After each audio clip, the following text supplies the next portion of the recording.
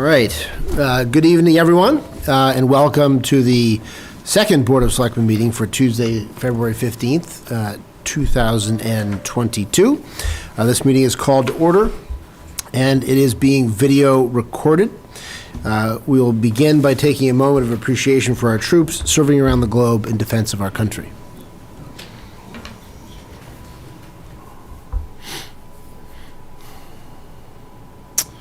Thank you. I'll note at the end of this meeting, we will go into executive session for the purpose of discussing the purchase, exchange, lease, or value of real property, and to conduct contract negotiations with non-union personnel, to wit, the fire chief, and the open meeting will not resume at the conclusion of the executive session. So our first agenda item is a discussion and a potential vote to approve the draft housing production plan. I don't think Jen Golson is going to be here. No, I believe Sarah is going to be discussing it. But Sarah will be discussing it. Is she Zooming or is she? Oh, live and in person. Hello, Sarah. Hi. Welcome, welcome, welcome. I apologize for the mistake on the agenda that said that Jen was going to be here tonight to present. In fact, there wasn't a lot of substantive differences between the drafts that you saw, and then we had a little bit more discussion with the Affordable Housing Trust than was originally anticipated within the scope. So we just used a little extra funding to work out the final details rather than have her come back for a second presentation, which is essentially the same information. I think you'll see just clarifications, a little bit of edits where the Dale Street School was referenced, and some reorganization of strategies. Okay, and I understand the planning board has approved this. Planning board approved it on January 7th. January 7th. Yeah, and I almost said December at first. So January, yeah, I really February. wanted to clarify it's February 7th. So we're not that far behind the planning board. No. It was January 7th we No. didn't break the For just for points of reference, once the 2020 census actually becomes finalized, we're going to be looking at safe harbor targets of 45 units for safe harbor for 2 years, 23 units for 1 year, but we're about 29 units away from the 10%. So the safe harbor targets for having a certified housing production plan aren't as relevant After this year, right. after we meet the 10%. Got it. Okay. Discussion on this, Pete. There were just a couple corrections, Sarah, there's a misspelling on page 14 of the word initiatives. Yep. And on page 15, it doesn't really matter, I guess, but with respect to the accessory dwelling units, I thought it could apply to all of the boxes across. It's only in a couple of the 4 or 5. For the schedule? There's a matrix Yep. on page 15, I think. Okay. And then on page 29, it refers to the needed SHUs as 16. I think that should be 29 that we need at Yep. the moment. Okay, thank you for catching that. Would you say page 59? That's on page 29. Oh, 29. And then I had 2 questions. One was about the Housing Choice Community Grant money. Yep.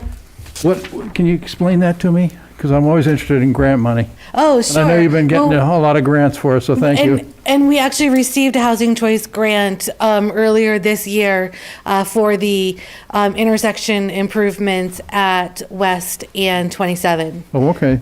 So as a Housing Choice community, it makes you eligible for a pot of money that can be used for any capital expense. It doesn't necessarily have to directly relate to a particular housing development, although improvements at that intersection certainly do lend themselves to a couple of nearby housing developments. And then my final question had to do with this. It was an editing thing. I saw that the words about diversity and equity and inclusion had been edited out in a number of different places. Why was that? I can't speak to that. Pardon? I can't speak to that. I have to go back and look. Okay. Well, I think it still is in the overall goals. Right, I mean, I think one of the issues, Pete, is that with some of those things, we can't actually legislate for it. In other words, you can't have set-asides based on race or any of those classifications. And so I think the clarification I think it was in that context, Mike. is but- that if you look in number 2 for promoting socioeconomic diversity, that notes that will help meet local housing needs and promote a more racially and ethnically diverse, equitable, and inclusive community under number 2. Page 14 you're on? Under number 2 of the main goals. Yeah, well, I just noticed that it was like half a dozen different places that it had been edited out, and I was just curious as to why. A lot of the language was softened or clarified in the, between the drafts, based on comments that were received, during the public comment period. Okay, those were my questions. Thank you. Gus? I have several comments that they're actually going to connect into our subsequent discussions later on around this multifamily 3A, housing, yep. because they're all connected. And Sarah, you got my comments. I would ask you, if at this point now, to get them to Pete and Mike if they don't already have them. Mike, you probably need them worse even than you do, Pete, because you're on the Affordable Housing Trust. As an administrative step that has to be submitted, I'm fine with this, and I actually appreciate, I had a whole raft of comments the first time around, and when I went through and did a comment-by-comment audit, I was actually pleasantly surprised at how many of I'm used to having some comments get ignored or overruled. Most of them actually got built in, so on an administrative level, I was appreciative of the effort. On an administrative level, I'm good with the plan. Okay. But the thing I want to talk about tonight, and I'll pick it up later, but I'll start it here because there's things in here that are relevant, is the strategic issues of where we're headed as a town. The big question, Mike, you may have an easy answer to this, but between this and the action plan, we're 29 units away from hitting the 10% goal. Assuming that the state hospital redevelopment project goes through as proposed, we will pick up 334 additional SHI units on top of these, and we need if we want to get safe harbor for this May, we need these 29 units. So the unfortunate thing is that we took long enough to figure out the strategic plan for the reuse of the state hospital that we have timed it perfectly to achieve our 10% goal without relying on the state hospital, just in time to have 334 additional SHI units come in. So in the big picture, I'm looking and saying, so at the point we hit 10%, potentially within a couple of years, we'll be at something more like 17% affordable housing. Yeah, I was That's- thinking, that's- 15 or 16. So yeah. that's the strategic issue that's on my mind right now about where exactly are we steering the ship. When I went through the housing production plan, there are a number of actions in here, and I understand this isn't a contract, so we may not do things. It's a menu, not a prescription. Yeah, but there's a few things with the menu that at least have price tags on the appetizer list, I guess is the way to put it. We've already got the money available to subsidize the conversion of current buildings. Good with that.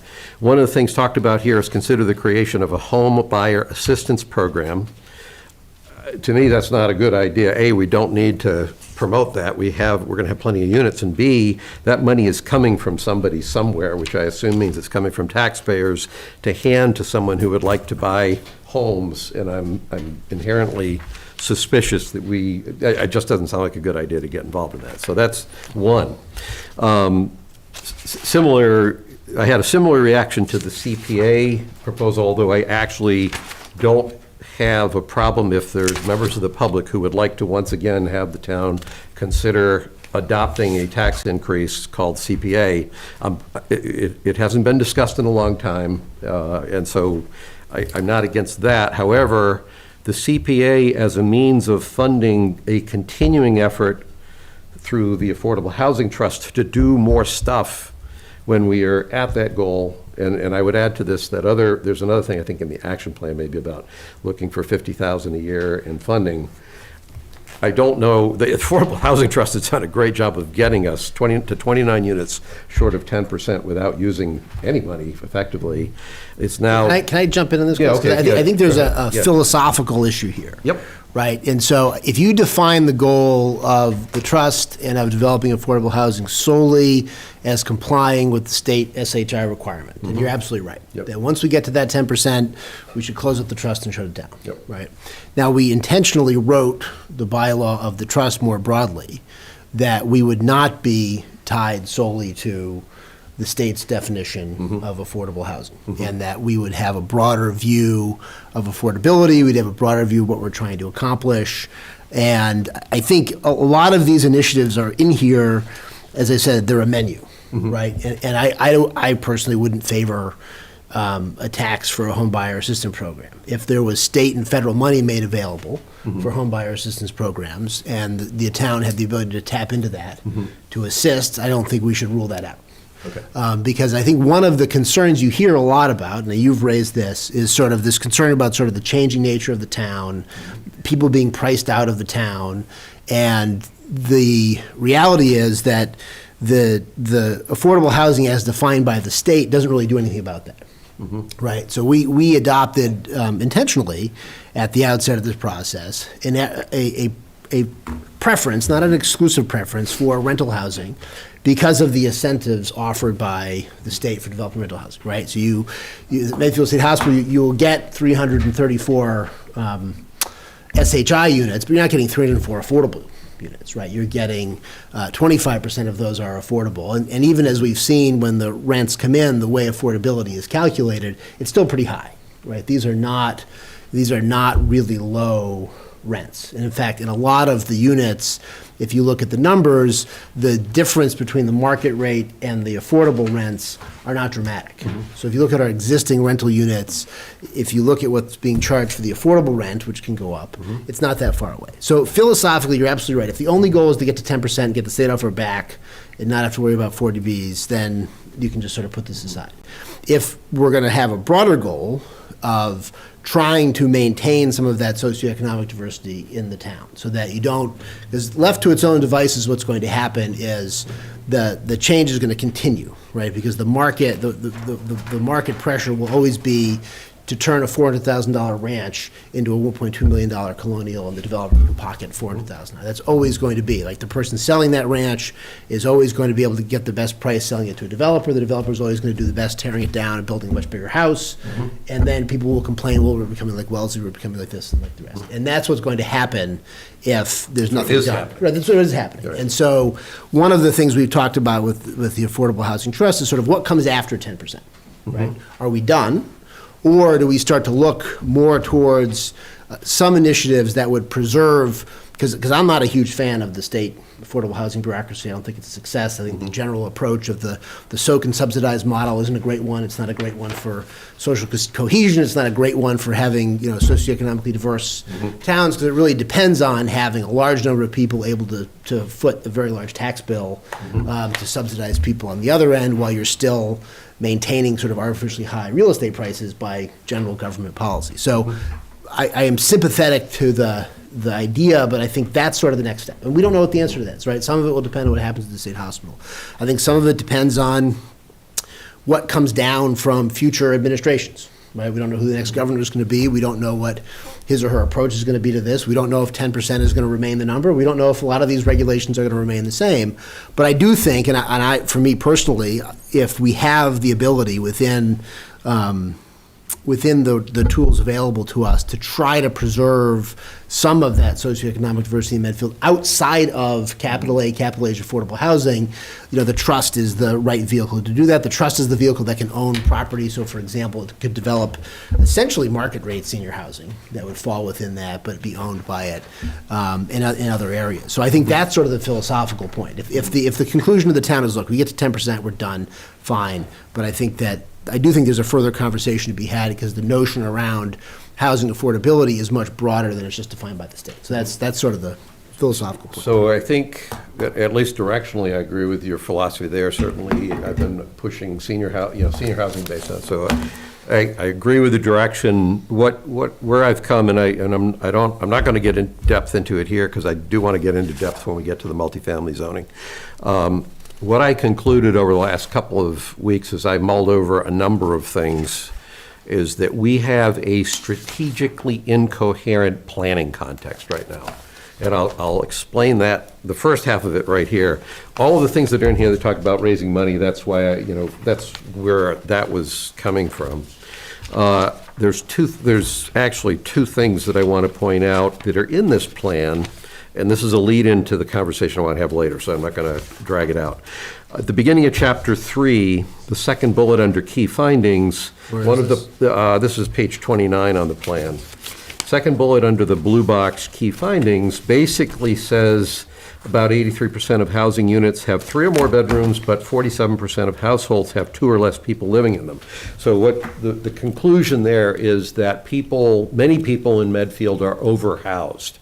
Right now, as of at least last summer, my wife and I qualify with our 4-bedroom colonial after our youngest son finally moved, I think, permanently down to Brooklyn. After, assuming we don't have a COVID-2, then he has to come back and work out of our basement for another 2 years.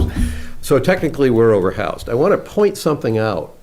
When the strategy of the town, prior to, when Mike Sullivan was here, has always been to not have large amounts of housing open up for multi-children families because of the cost implications it has for the town. So I'm not making an argument. This is most of my comments tonight are going to be editorial in nature. I'm making an observation that the strategy the town has had to control the growth of its schools has been to control the amount of housing that's large enough to handle multi-children families. And just to make clear, that doesn't mean we're a scrimey town. Medfield has been and remains one of the towns with the greatest percentage of its population 18 and under in the entire state. So when we talk about this is not, oh, we don't want any kids in town. This is, we have a lot of kids in town right now.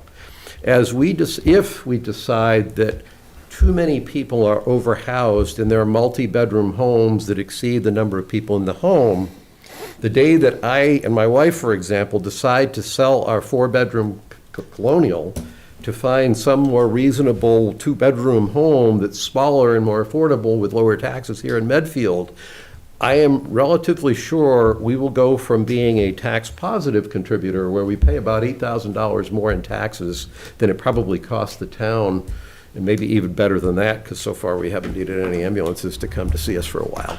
And we'll be replaced by a family that I will predict with a 4-bedroom house will have at least 2 children. When we got here, we had 3, and we had a 4th while we were here. And that will turn that house from being an $8,000 tax-positive house to probably a $25,000 tax-negative house when you work in the education.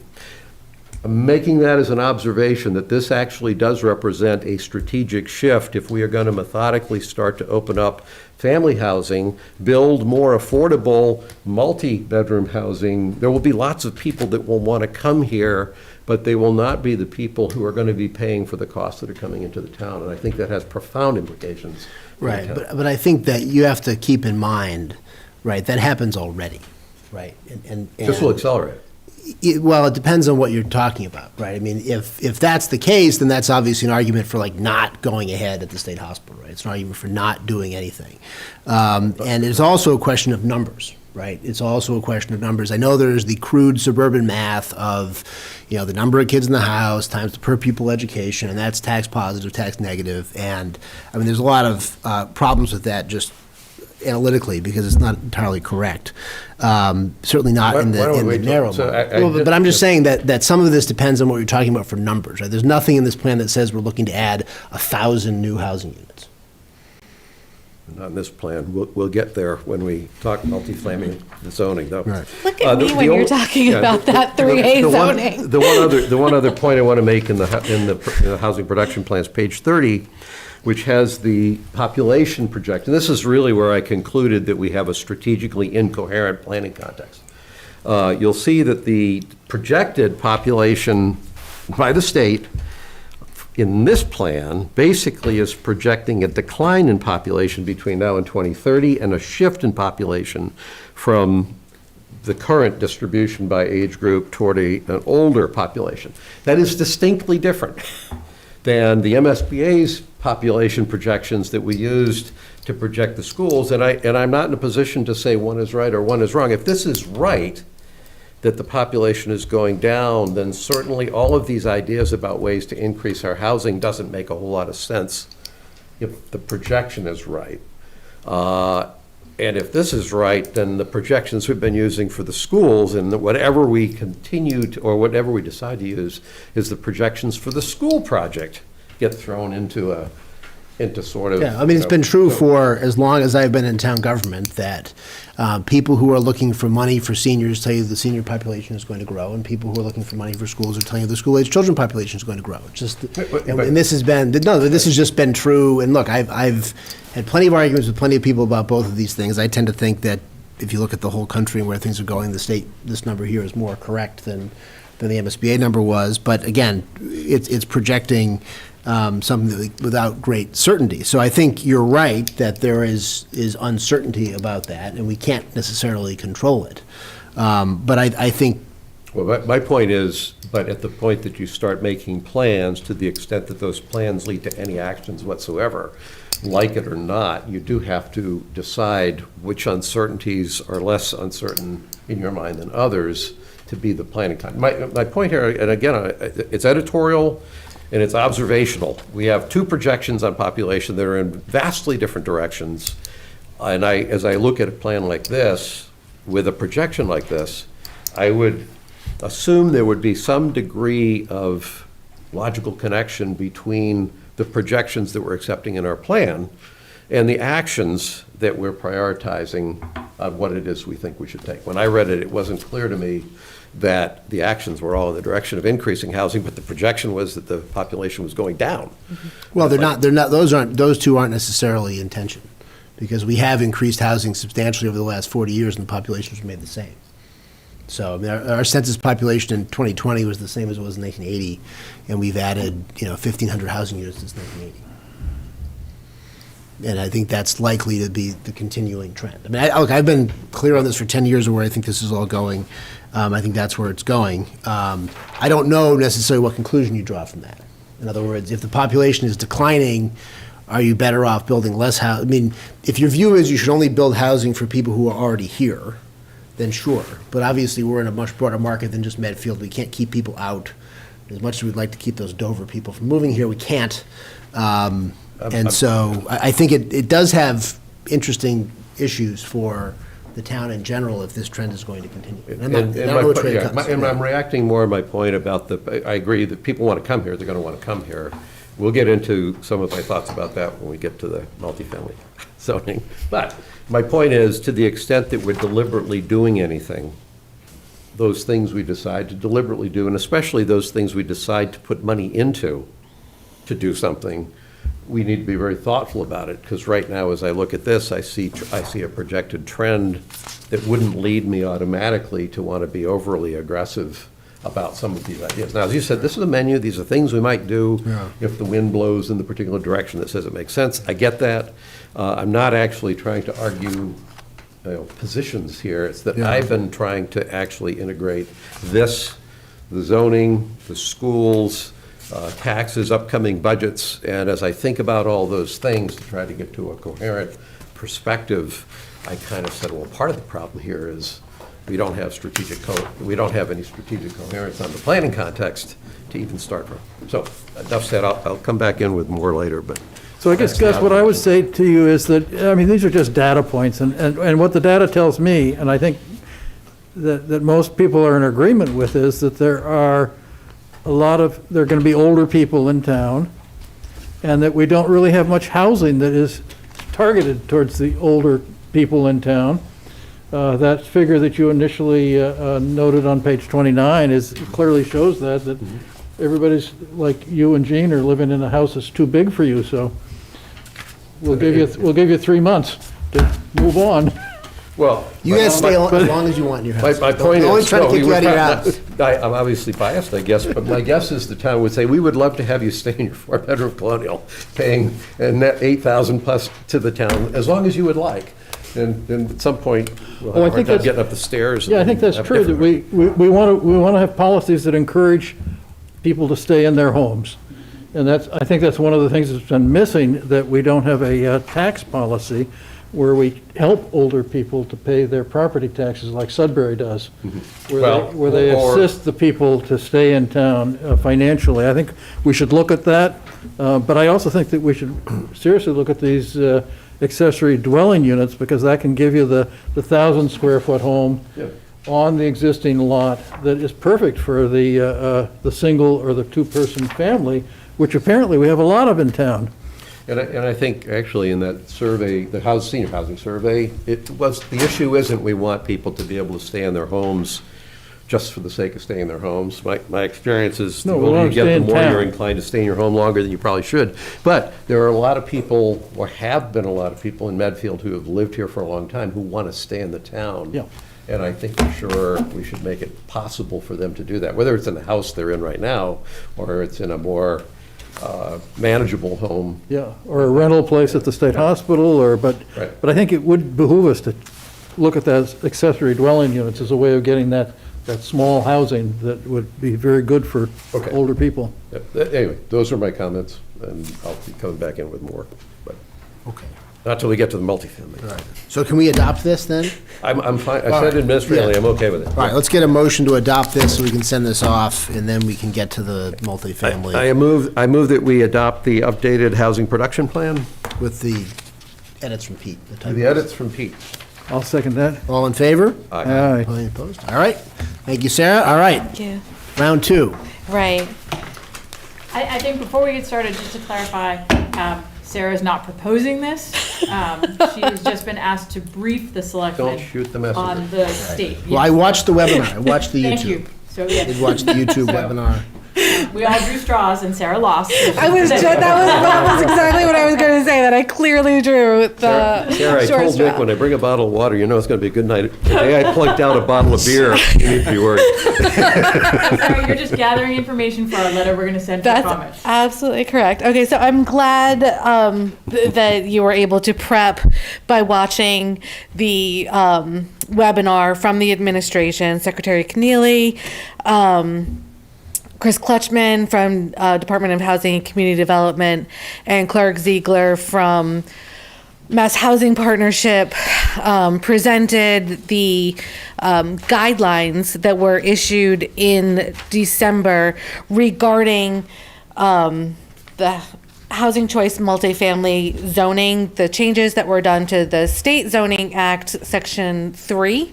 40A Section 3. So it can either be called MBTA communities or 3A. You might hear it referred to in a couple different ways. So Medfield is considered a MBTA adjacent community, and as such, we are required to provide at least one zoning district of reasonable size that allows multifamily housing by right and complies with density of 15 units per acre.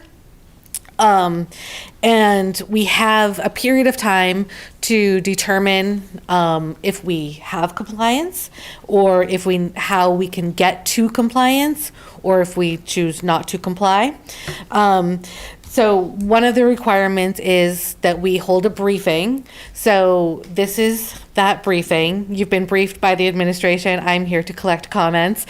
All right, hold on, let's everyone just stop. We'll check the box. The box Thank is you. checked. Very well Briefing has noted. occurred. We'll certify the briefing A has lot occurred of on February CYA 15th, going on 2022. Okay. And then we are required to submit this community information form by the beginning of May. And then we are looking to submit information whether or not we think we comply or don't. And then there's a period of, I think, almost 2 years that if we want to come into compliance to pass certain zoning changes. But essentially, the Reasonable size is an area of 50 acres. As I mentioned before, the density is 15 units per acre. So that means the minimum multifamily district unit capacity requirement for Medfield is 750 multifamily units, according to the draft guidelines. And we're able to provide comments to DHCD now as they prepare the final guidelines. So I'm not sure how much detail you want me to go in now, because I think that you're ready to go into that detail.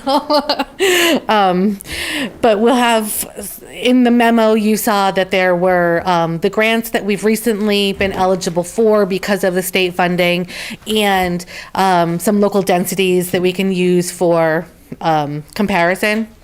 Yeah, so.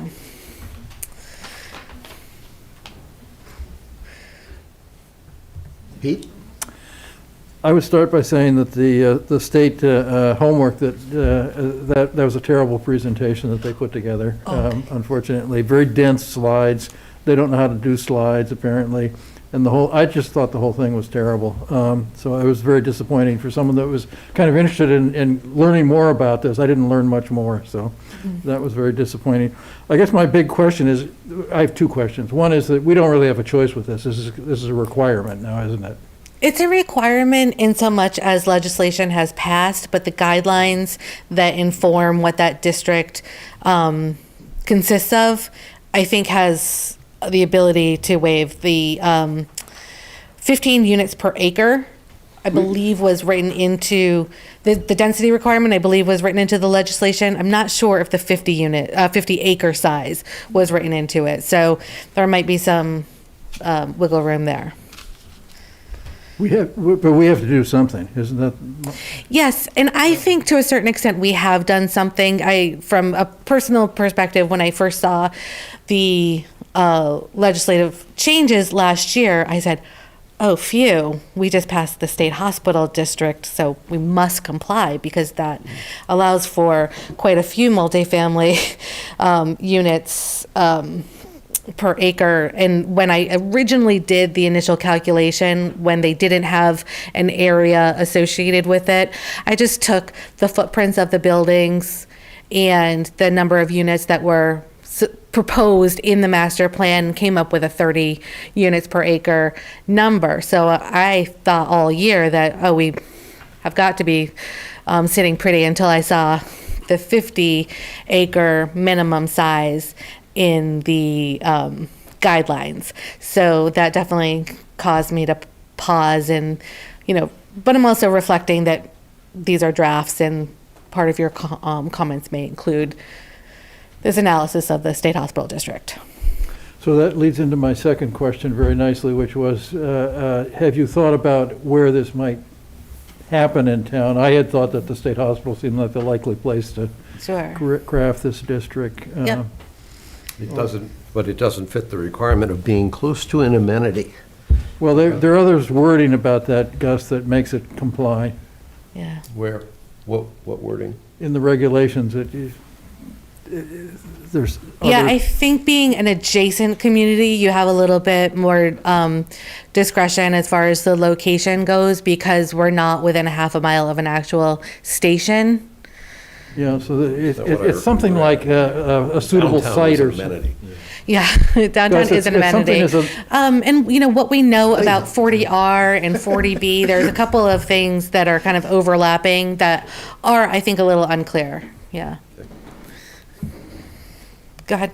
Sorry if I No, cut you off. that was pretty much it. But Okay. Gus, there is wording in the regulations Okay, about I didn't read the regulations. a suitable site or something very nondescript like Amorphous that. term, like Yeah. reasonable number. Yeah, well, it's like in the 40R legislation, and we didn't qualify for that, but the state told us that we could use the state hospital have a as a little more- 40R site. We do have a little more flexibility because we don't have a station right in our town. Right. Yeah. I don't feel that adjacent when I gotta drive 20 minutes to get the commuter rail, but Right. I didn't realize we were an MBTA community based on. Turn? Yeah, oh yeah, go right ahead. Okay. So Pete and I are going to play good cop, bad cop with the state, a little bit at least. In that I didn't know anything about this until I went through the presentation. I was paying less attention to the presentation. I mean, the presentation was helpful in the sense that my knowledge was zero, because I watched that before I even read your memo. And so I found it helpful because my starting point was zero. May I interrupt and say that it's not really my memo. I heavily plagiarized it from my colleague in Medway, and I have to give her credit, Barbara St. Andre. Well, you did. You gave credit right there on the front line. I just You did wanted it to. And Mark's watching. Yeah. So I shouldn't take that comment as you backpedaling away from the memo. It's just you're giving credit to your colleague. Absolutely. Okay, that's good to know. The thing I first liked about it was the tone that all the speakers took, which is, oh, we're not forcing you to do anything. It's only the zoning. This is not 40B.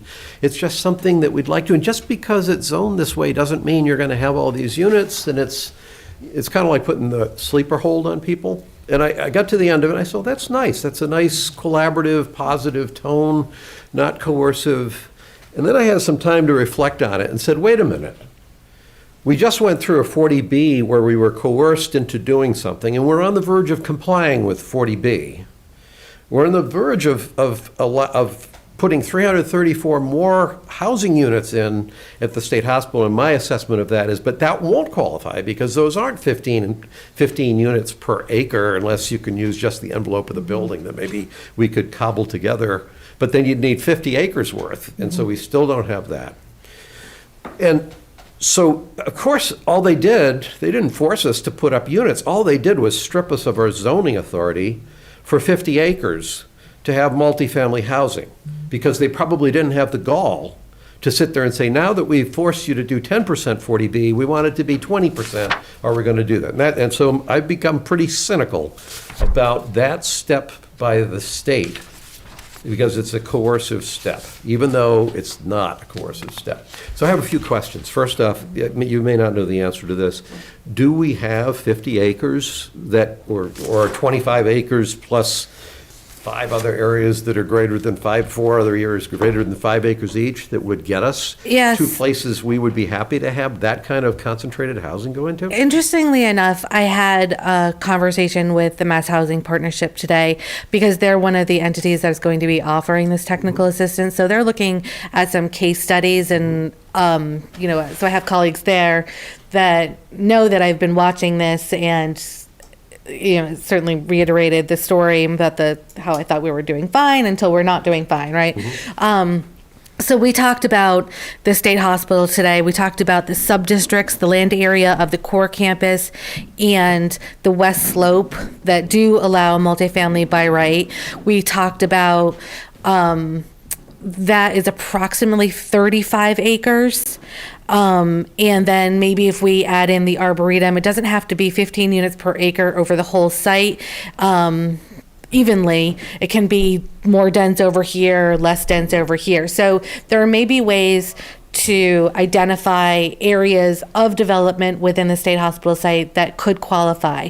There may also be areas to rezone existing 40Bs. That may sound a little, I don't know, it sounds a little scary to me to bring that to town meeting, but we need to talk through it a little bit more. Where you already have. My initial reaction. Yeah. Was that, okay, Going to. figure, but adding the hospital to other places, we already have developments that Yeah. are built this way in perpetuity, and you simply rezone them by right. Yeah. So that, conceivably 100 years from now, and it's torn down and replaced, it could be replaced without a 40B process. Yes, and so most of our 40Bs are bound by regulatory agreements for affordability and perpetuity. So zoning being what it is, it's just one thing. You have other regulatory tools that give you control over certain properties, like we own the state hospital, so we can control the ultimate density. It doesn't have to be built for 15 units per acre, but it has the capacity to have 15 units per acre. And given the Pulte submission, we know that somebody can do at least 700 units there. So that's part of the analysis. And then, thinking back to this regulatory agreement situation where with the rent increase from a recent inquiry. You know, if in 100 years you have this 40B that needs, you know, it needs to be rehabbed, torn down, whatever, they're still subject to this regulatory agreement that they have with the Medfield Board of Selectmen. So, so in a certain way, you have some protection. Obviously, that just came up today, needs to be fleshed out, but there are ways to think about it strategically, you might say. Yeah. I guess if directionally some of those things are possibilities, then it's like this is mostly an annoying administrative interference by the state that we can manage. That's a little different. I was looking like at the state hospital and saying, well, it's got to be 50 acres, 750, we don't want that. Yeah. And I looked at the table that had the densities, and I looked at the park that was well south of 15, and I'm sitting there saying, so the park is only like half as dense as what the state wants us to put up. And then I immediately went down to Walpole across from the train station and said, is that what where are we going to put those kinds of massive inner city block apartment buildings to comply with this arbitrary standard? So that's where I was I coming mean, from. the reality is there probably isn't even a market for it, for those kind of Well, things. that too. There is that too, obviously in yeah. Walpole. In Walpole, you want to talk about tax positivity, the town of Walpole loves those types of things. Those things just are property tax, cash cows. But Sure, but they also, it seems they're to right me, next to just the train decided station. we're just going, well, that one they're right next to the train station. I get. The Right. ones up the road, it's like, I think what they said was, look, we got to get this stuff done. Let's just trash the smallest part of our town as possible. The people around that are going to hate it, but everyone else is going to love it, and we're going to be done with You it. can walk from the train there too. Yeah, you can. Yeah, but I'm just saying, they're massive. For our kind of a town, that's a massive development. And even in Walpole, it doesn't feel right, but I understand why they did it. Next question. What if we tell the state to pound sand on this thing? What's the implication if we just say, nice idea, we don't want to do it, you don't understand our town, this is a rural town, people like the openness, there's no market for it, it's a stupid idea, we're not doing it. Then what? I think that the biggest, stick here is not being eligible for certain state grants, which, we're counting on Mass Works as part of the state hospital project. If things were going to go well and smoothly, we could get in an application to Mass Works before this compliance period ends, right? Crossed my mind. Of course. So, but at the end of the day, it's really just not the ineligibility for certain state grants. Okay, so the grants are the issue is, what's the price to sell our soul? I got it. Okay, so that's good to know.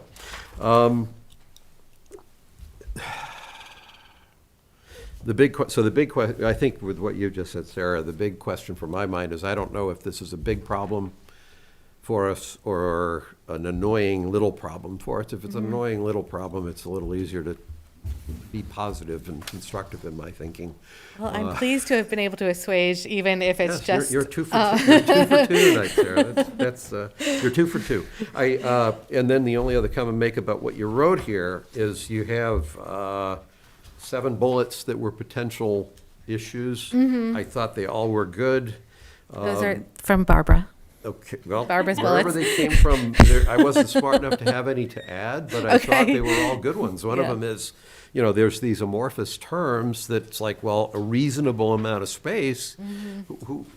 50, I keep picturing like towns like Egremont, Massachusetts, or there's some town out there that like they don't even do COVID statistics on because there's not enough people in the town.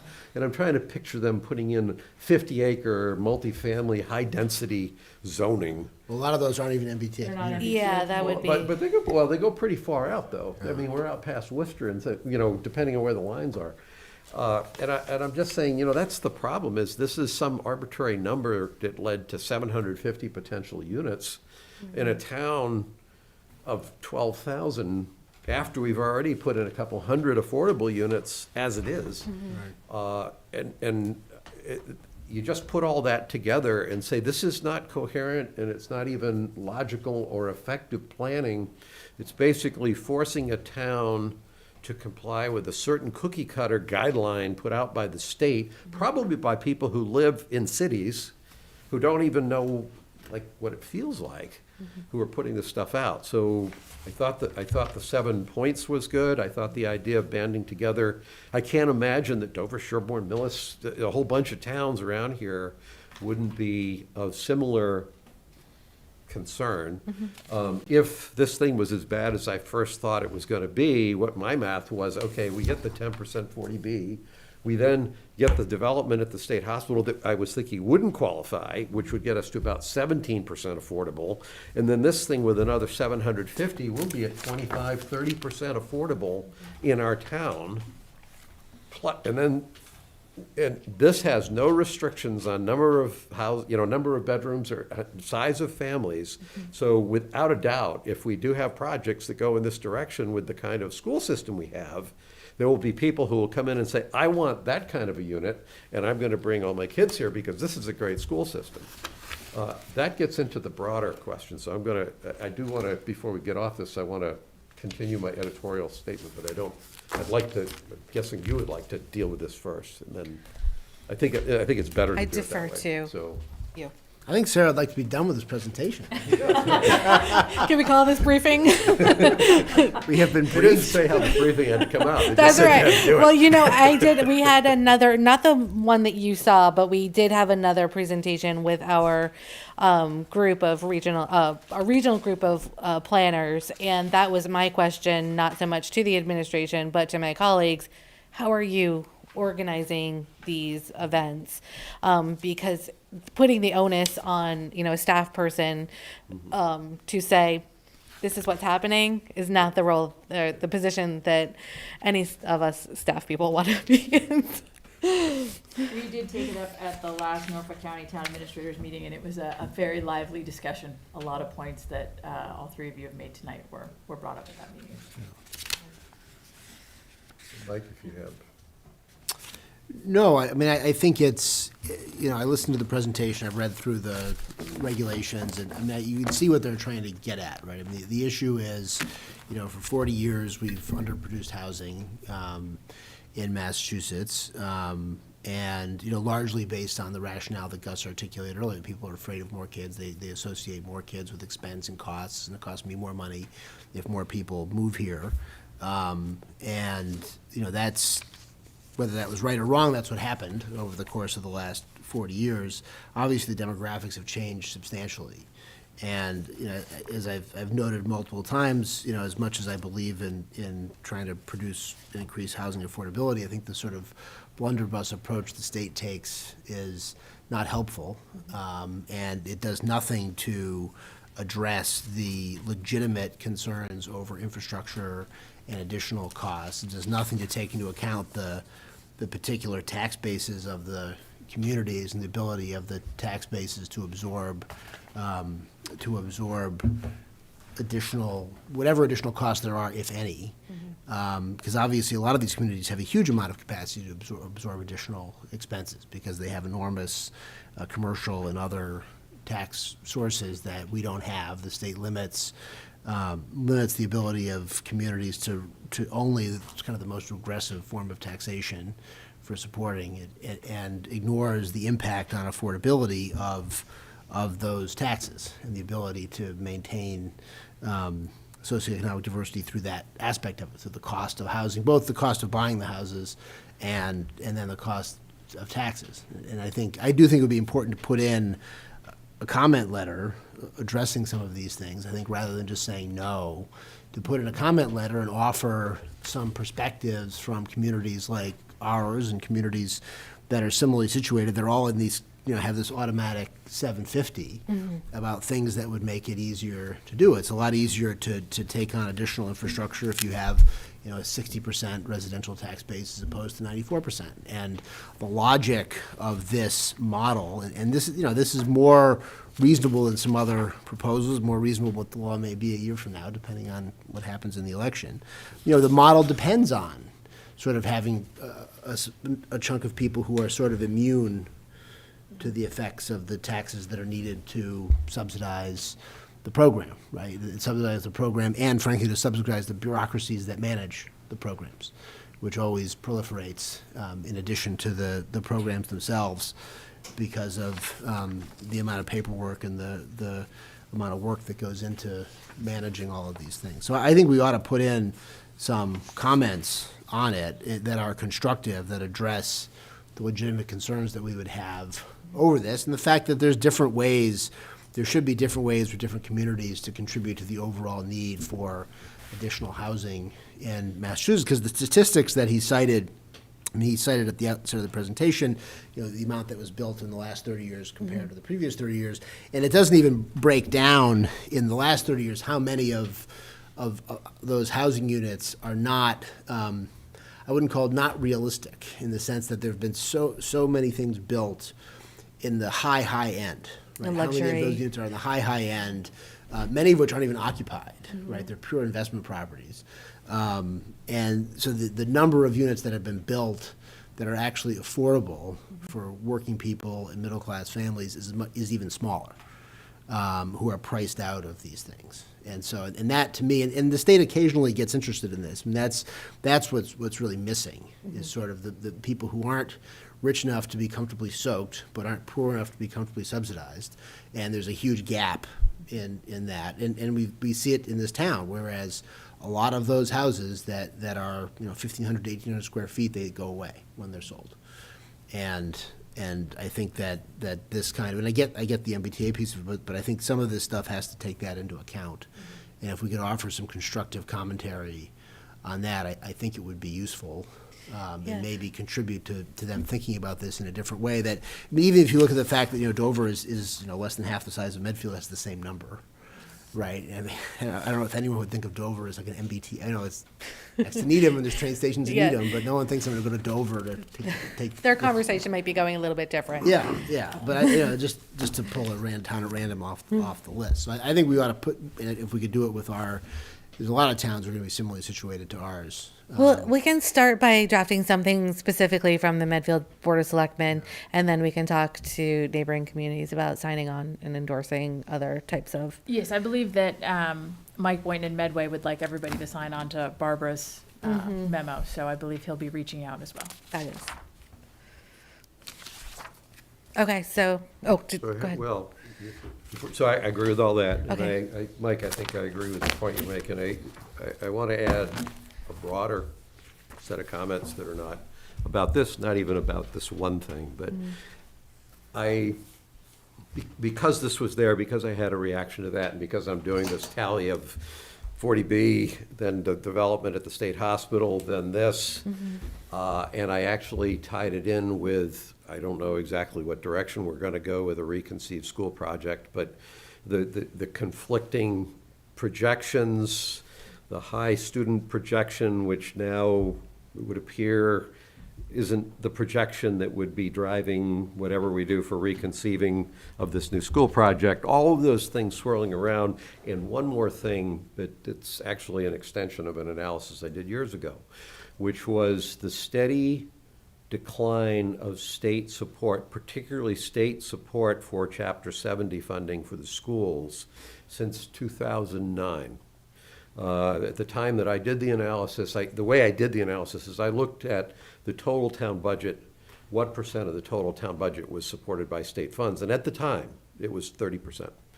I did it, I think, for for 10 years, so like FY 18, and what I discovered is that there had been a steady 1% decline in that percentage over those 10 years. So it went from state supporting 30% of the town budget in 2009 to the state supporting 20% of the budget in FY 18. So with a $65 million budget, you do the 10% math to keeps figure going out up. how much less state support the town has been sending to Medfield. Now, a couple things rang for me there, and you'll see that the increase in the Chapter 70 funds this year from the state, I think, is 1.18%. So the continual squeezing is continuing. A couple of years ago, at the state of the town, the report to the town that Denise Garlick gave like 3 years ago, she commented, we were talking outside of the main presentation, she said, I talked to my fellow colleagues about squeezing towns like Medfield on the Chapter 70.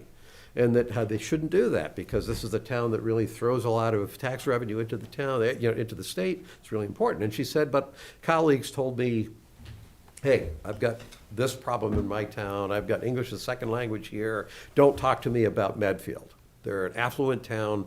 They can handle it, is kind of the message.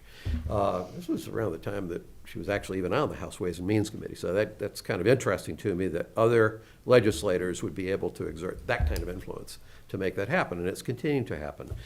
This year, it was meaningful to me that when Bob Sliney asked her, is there any way we're going to get any relief on Chapter 70 funding, her answer was, well, actually, the other state aid, it's a formula and you're getting your share, but the Chapter 70, actually, that's fair.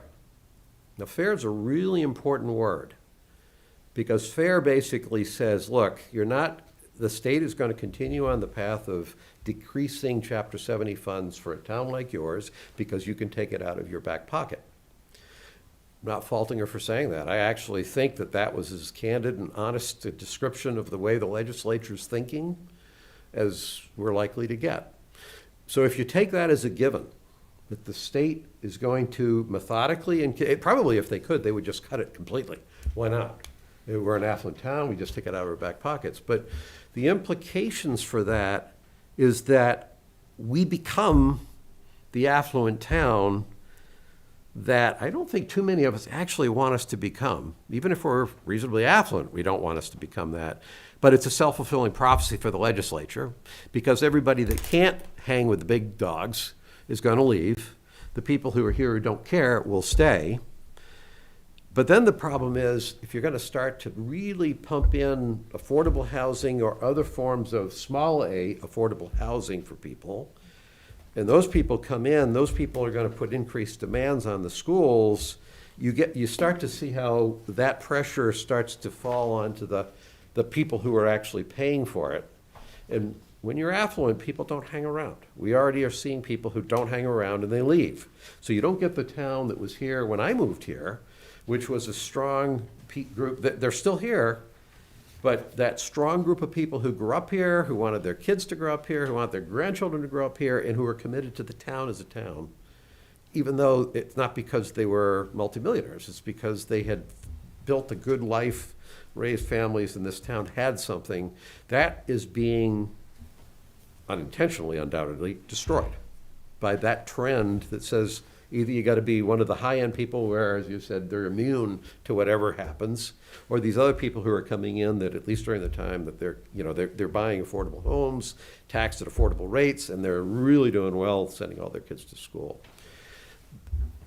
When I look at that and say, don't fight the legislature, that's just the way it is. We're going to get squeezed. Think of it as if there was no Chapter 70 funds, because at some point, effectively, that's what it's going to look like. What do? For myself, given that we already are one of the most highly populated towns with 18 and under, I came out and said, you have to have a plan that says you want to keep your school, if you want to keep the quality of the schools up, it's for either because you want your kids to get a good education, or some people want to keep the price of their house up. Well, the price of houses will go down as taxes go up. You basically need a strategy that says we want to keep our student population right about where it is. We don't want to, we're not trying to get out of the business, but we can't afford to just have an exploding population, because the distribution between the highly affluent that are going to pay for it and the people who are coming in either through subsidized housing or deliberately structured small affordable housing, it's almost like it's a barbell. It's kind of, to your point, there's people in the middle that get squeezed. You wind up with this bipolar, distribution of people. And that's, I came out, this is all editorial. I'm not telling you I got it right. In fact, I'm doing this because if people think I have this wrong, I want to hear their opinions. I'm saying this will destroy Medfield as we know it. I don't know what it'll become. I'm not saying nobody will be alive in the town, but the Medfield certainly the Medfield I moved to, and I actually think the Medfield that the people who live here care about, I don't believe can survive in the long run with these trends. You have to figure out some way to stop the growth if we can't stop this kind of incessant imposition by the state on what we have to do for housing. I can't, I've spent a couple weeks trying to find my way out of that box, and I can't. That's where I've come out. And my interest is just get that out there. I'm happy to hear people's opinions. I wanted to share it with the two of you because, to me, that is the strategic, we're making decisions, we're going to presumably make decisions about schools, about housing, about taxes, about budgets, and I'm looking at all this stuff and saying, that's our dilemma. And a good part of it is fueled by the state's current initiatives like this, which maybe isn't as bad as I thought it was if you've got part of the answer here. So I'm off the soapbox. That was my comment. It's been 2 or 3 weeks of mulling this over, and I can't get out of that box. So that trend of the state aid declining has been going on for a long, long time. I mean, the Mass Municipal Association has asked the legislature to do revenue sharing so that we have a predictable percentage of the state budget every year, but they're not willing to do that. And so that we are getting a declining portion of the state revenues every year. So what is happening is that the expenses of running the municipalities is being shifted from the income tax to the property tax, which is an unfortunate way to do it because the income tax is a little more progressive than the property tax. So Yeah, and if you look further back, I mean, I remember Mike Sullivan used to always try it out at the beginning of budget season. He called it the Stan Bergeron chart. That went back to Stan's position as the principal assessor, and so it started in like 1976 or something like that. And if you look at the number in the 80s, it's even higher. So you look at the percentage in the 80s, like the town budget that was covered by state revenue. I mean, it was a much higher number. And it's only, I think the analysis you did, I mean, it was remarkable to me, Gus, the analysis that you did, which was excellent. When you mapped that decline against the overrides we've done in the last 10 years, it's almost dollar for dollar. I mean, essentially what we've done when we've had overrides is make up for the decline in state revenue to maintain relatively the same amount of service. Whereas between 2000 and 2010, I think we did an override in 8 out of 10 years. In the last 2 years, I think we've had 2 years where we've had an override, an operating override. And, obviously the state legislature, I think the conclusion, I think the political conclusion that the state legislature has reached is that the only real threat to the supermajority in the legislature is some sort of substantial state tax increase. And so they have worked very hard to avoid any sort of state substantial tax increase. They have a bunch of fees, they have a bunch of other stuff they throw on there, and then they have this where they I think they're probably being smart about it, right? You have communities they think that won't actually cut services, which we haven't, and which other towns like ours have not generally cut services. In fact, we've expanded what we've done as our school student population has declined over the last 15 years in terms of programs and all of that. And so that's the bet that they're making, is that the people in those towns are willing to make it up for themselves. And certainly so far, the bet has paid off, right? There hasn't been any, the pandemic has frozen it, but with the exception of a little blip in 15, 16, which doesn't map carefully onto any major tax increases, there hasn't been some huge outflow of people, right? And obviously the pandemic, it may be once the pandemic ends, you may have some sort of this pent up departure, but even as taxes go up, housing prices keep going up, right? There's lots of reasons for that, but that reality is that as the housing prices go up, I mean, it's a catch-22, that as the housing prices go up, the only people who can afford to buy them are the people who can afford those prices, right? And so we talked earlier about, the $400,000 ranch becoming the $1.2 million, mega mansion or whatever, mini mansion, whatever you call it, that looks really nice, and that changes it too, right? And that's not a function of taxation. That new house is going to pay much more in taxes than the old house did, probably with the same number of people and fewer people than were in that ranch in 1975, right? And that's why the population has stayed the same even as the number of housing units has increased. And I think most of the limited housing that we've built over the last 10 years has been of the kind that, based on that arithmetic, does not yield a lot of students. I mean, it does not. We don't have a.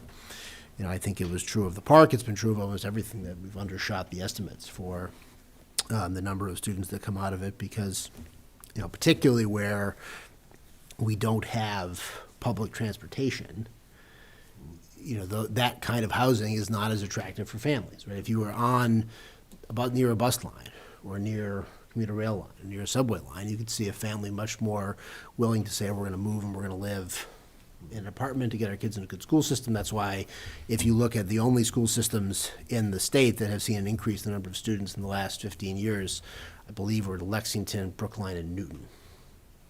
Someone can correct me if I'm wrong, but if you... Which have good diversified tax bases. They're diversified tax bases, and they're on public transportation, and they're closer into Boston. And so if you look at the towns that are further out from us have seen even more dramatic declines than we've had, right? And ours are down, whatever it is, 15%. Some of them are down 30%. Right? You look at some of the towns that are the next level out are declining even faster as more and more of people want to live closer and closer into Boston.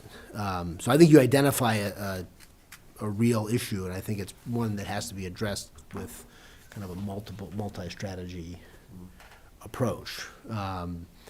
And there's just going to be limits to what we're going to be able to do in a municipality because we are limited in how we can raise revenue, and we're limited in the sources of that revenue. And I do think at some point, that maybe not, if the Commonwealth is serious about developing additional housing, they've got to take into account everything that comes with it that you've described. And that if you want towns to build more housing, if you want towns to do more of this, you have to recognize that they're doing it and give them more, right? So the towns that are educating a higher percentage of their citizens than others should get more from the state, right? Regardless of necessarily the socioeconomics of it.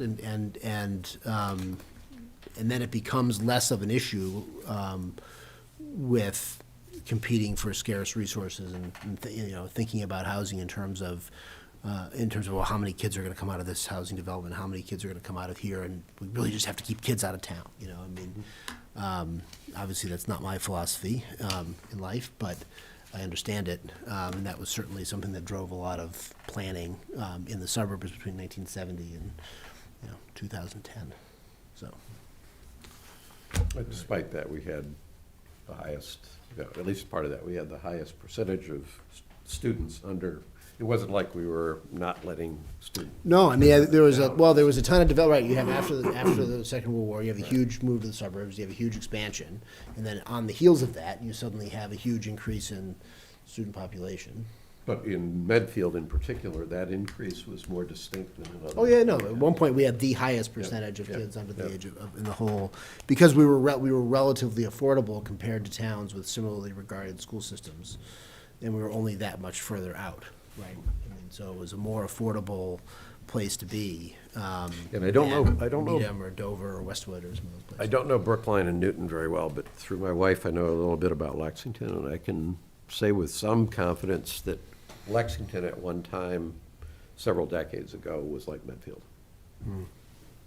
So what Lexington is now is where we could be if the that upward affluence path just continues on. Well, except they have a highway and they've got more public transportation. No, they had a top school. Yeah. They had a top school. Well, just in terms of the diversified tax base. It's more Yeah. diversified tax base than what we have. So, anything else, Sarah? No. Thanks, Sarah. More than done. Thank you. You have given us the briefing. All right, now we are welcoming members of the Medfield Energy Committee to discuss town garage solar. I see two members of the Medfield Energy Committee here. Good evening. I'm Penny Connor, 3 Donnelly Drive in Medfield, and pleasure to be here with you tonight. I really just want to hit on 4 items. I'd like to talk a little bit about our committee and this opportunity we have with solar. We'll look at the options that are available to us.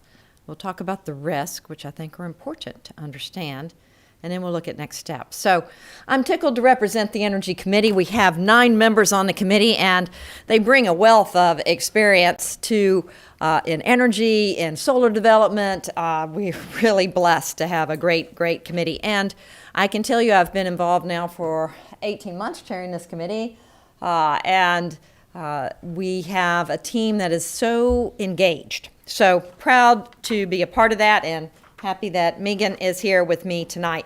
We are excited to bring to the town the opportunity to add solar on top of our DPW facility. This is a win-win. We can rapidly advance towards our goals to reduce carbon and achieve our carbon neutrality by 2050. And we can bring tremendous savings to the town by reducing the costs associated with the energy procurement. This particular facility is a 216 kW direct current facility that we're looking at, and the installation would produce more than the DPW uses by 170%. So great opportunity to create value here. And we can reduce 370 tons of carbon. I would say that our committee they're very, very dedicated and very interested in making sure that we've been deliberate and thorough in presenting the best opportunities for the town, and that we've thoroughly vetted the cost associated with, or the best options. And we worked diligently, and as chair of the committee, I worked to bring us to consensus. I'm sorry to say that we did not achieve that. So I'm going to present to you tonight two options that we can move forward with.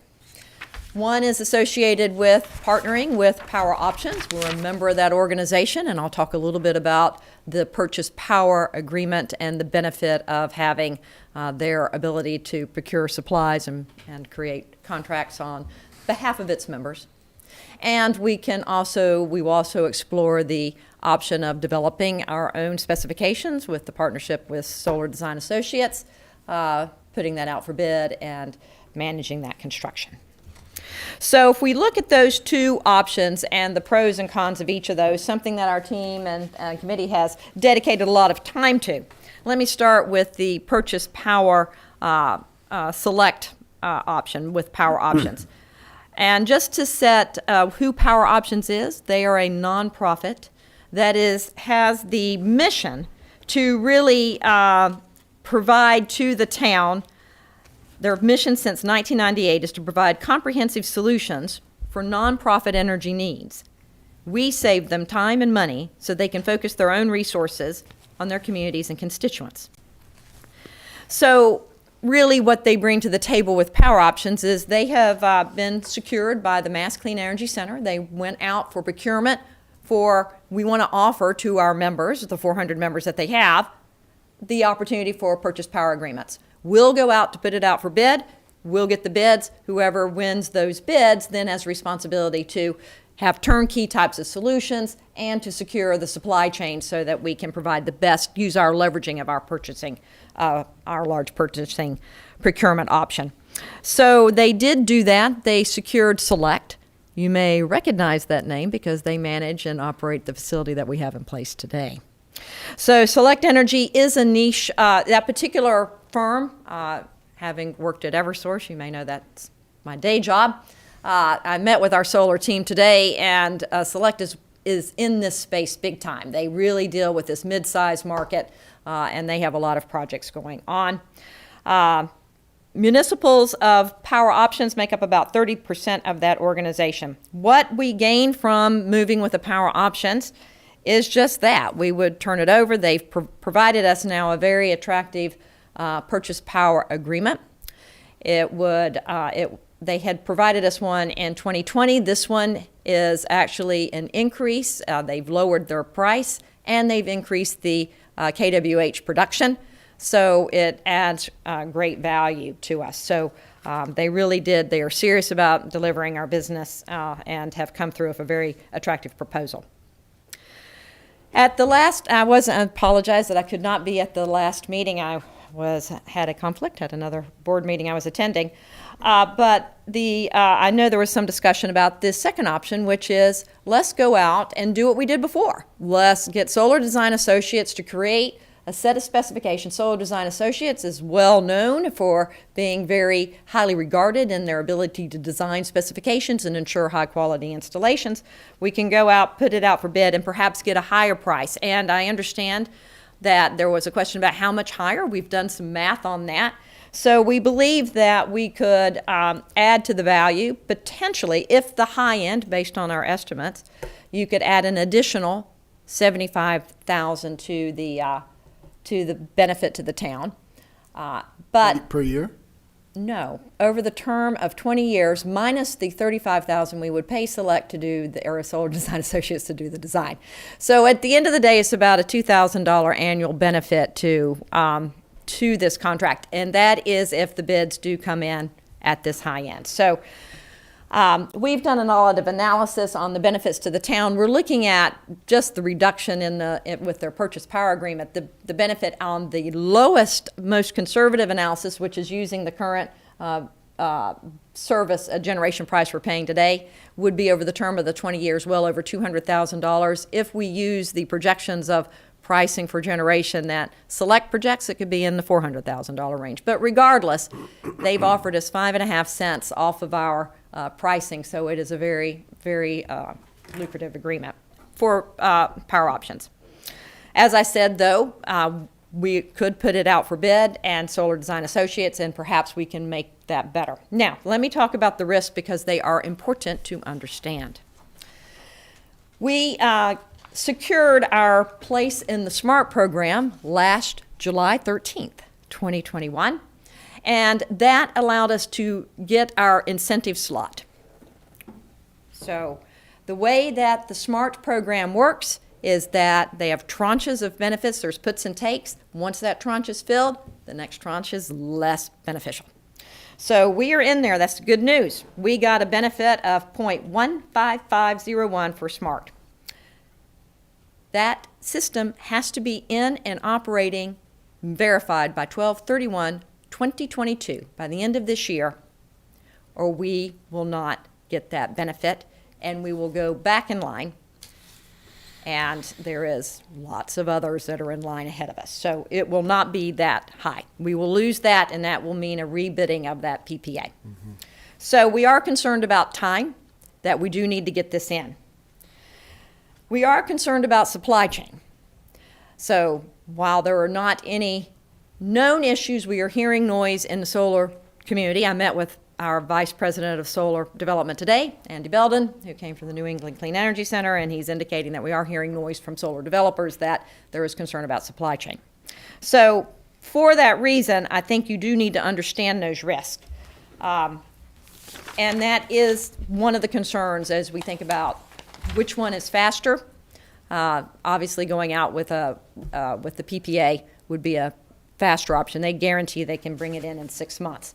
As we think about moving forward with an RFP, and I know we've provided you the contract, then we would need to put that out we'd need to design the specifications. We haven't signed a contract with SDA. Then we would need to put it out for bid for 30 days, and then we would need to select that, and we'll bring that back to you.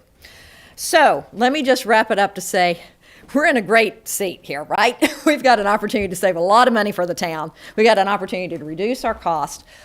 We can go either way. Happy to work with Nick and Susan McFay and others to bring this in our solar committee. We are at the ready to do either. I wish I could have delivered to you a consensus opinion. That was not the case. So I deliver to you 2 options and apologize for adding to your burdens of decision making tonight. Thank you very much. Pete?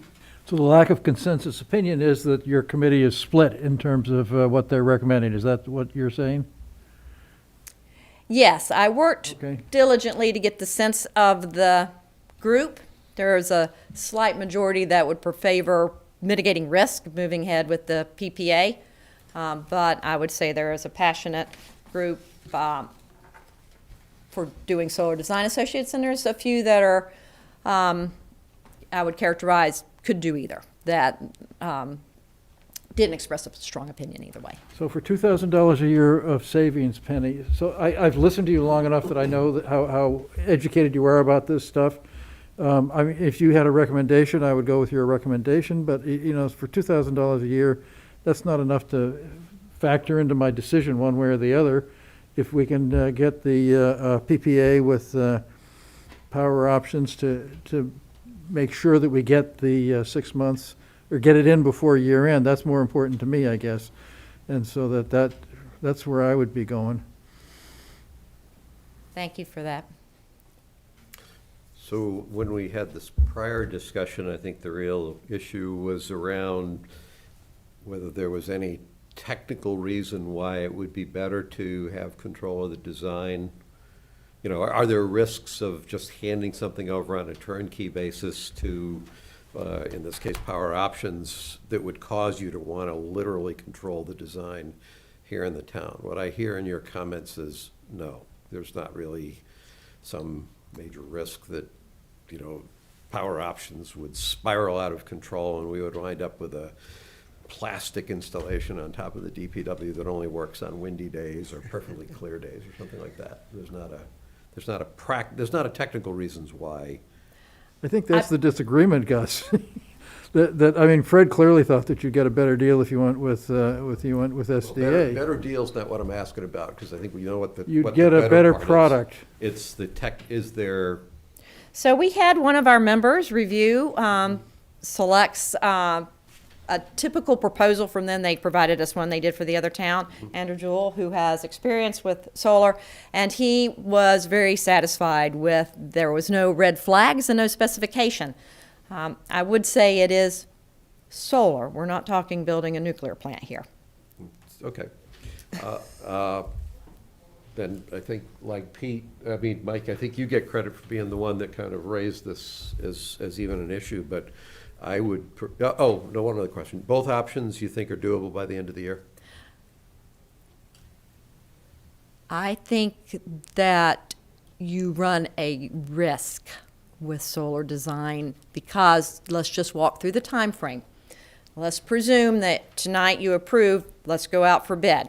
Then I'll work with Nick and Susan, and they'll put it out, develop with SDA. We have to develop specifications, which then we'll need to review. Then we'll have to put it out for bid. My understanding, we have to leave it out there for 30 days. Then we would need to bring all those back. Some group of us would need to assess that. I'm sure Nick would be involved, and others. We would assess those. We would develop a recommendation. We would come back to you. So I calculated that puts us into May, bringing it to you to sign a contract. So you can see how time might be an issue here. Especially if there's supply chain issues. That's what personally, I do have concerns about unexpected, there's just random things that start to become a blockage for some of these projects. Well, I don't think any of us had any reluctance to pursue a solar solution on the DPW garage. So I'm with Pete. I'd go with the lower risk, faster, more straightforward solution. And if it does provide you any consolation, I asked my Andy Belden, who is our VP of Solar, who sees all of these projects, to review the pricing on this. And he felt that what Power Options had provided was very competitive.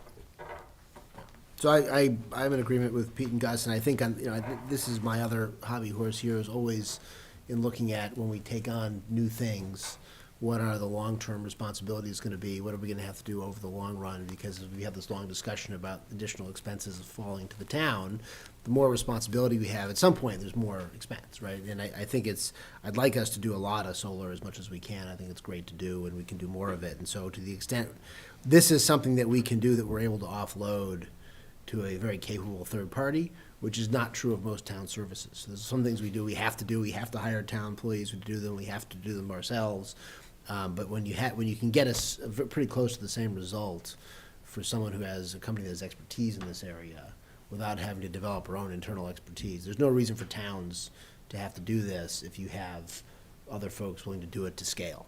And I think when you have it to scale and you can have that much greater ease of even if we have to fix something, they're going to have more access to fixing it than if we have to go out and figure it out ourselves. So I'm in favor of going ahead. I appreciate laying out both of the options. I realize they're both good options. Like neither are absolutely. bad options. No. But I think for a town like ours, where we're trying to limit, we have limited hours in the day, we have a limited number of employees, we have a limited capacity to do a lot of stuff, this is something where we can achieve something good for the world and for the town overall, and we can do it without having to take on more responsibility for ourselves. I think that's a good way to go. So thank you very much for it. I appreciate your opening, because we're looking very forward, as we do our climate action plan, to develop a comprehensive plan about how we could optimize solar for the town, and look forward to presenting that to you some point in the future. But thank you for your support. I think this is really exciting that we can start to move forward on this project. So Need a thank you motion very on that? much. You need a motion. So what are we, Moving to go ahead with Power Options /Select. So but at this point, we're not yet approving so you'll have to get a contract into us, Yeah. but yeah, so I move that we approve the option of moving ahead with power options for the project on the DPW garage. I'll second that. All in favor? Aye. Any opposed? All right, thank you very much. Penny, can I ask you about the next solar project for the town? Because my understanding has always been that we'd be better off if we did ownership rather than these PPAs. Is there that we get more financial return, more bang for our buck?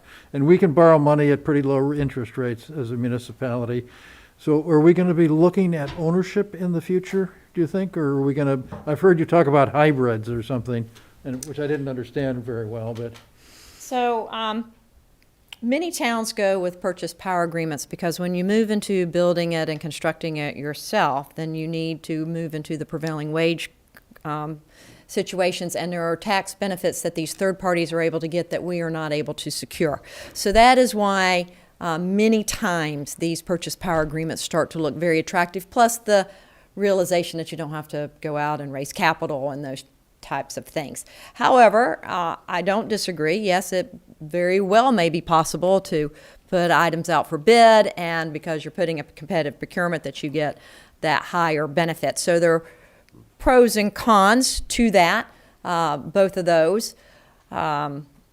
So, yeah, I think, but the hybrid, I would note, has not been done by any municipality. I shared that with my solar team today, and they indicated you'd certainly want to take some look at some of the legal implications of that and some rules that may have to be addressed as we look at that. So I think that there, and that option, by the way, is that you would do a PPA, and then in 7 years, we would have the opportunity to buy it, and then we would own it and maintain it and have that full benefit. So that's the concept there.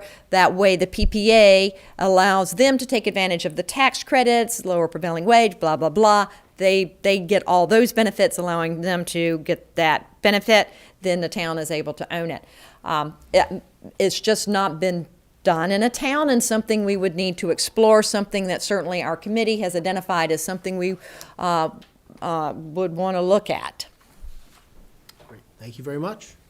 Thanks, Penny. Next, we have a public hearing for the solicitor license application from Sunrun.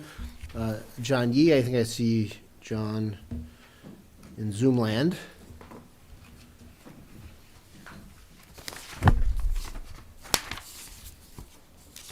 Motion to open it, or you just declare it open? I think we'll declare the public hearing open Yep. for the solicitor license. Is the application in the packet? I didn't see it. Should be in the packet. If not, Mr. Yee is looking to do, he is requesting a 1-year license. And he was looking to canvass Monday through Saturday, 11 to 5:30. His application has been vetted by the police chief. Okay.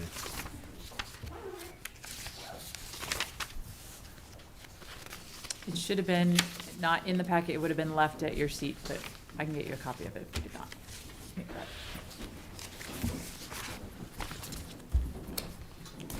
Do you have a copy of the application? I'm looking right now. I didn't see it in the, I haven't seen it either.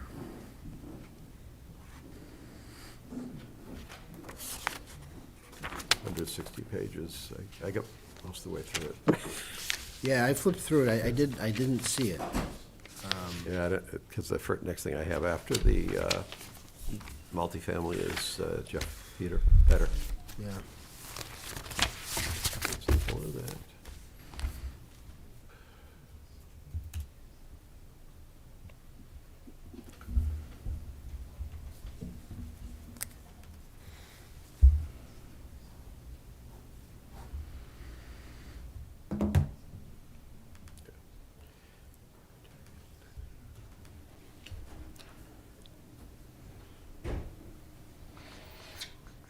Right, well, Mr. Yee, I don't know if you can turn your camera on or not. If you want to just tell us a little bit about what you're proposing. Good evening. Hello. My name is John. I work for Sunrun Basically, door to door, see which homes qualify. I'd love to be able to work in the town of Medfield. And what is Sunrun? It's a solar company.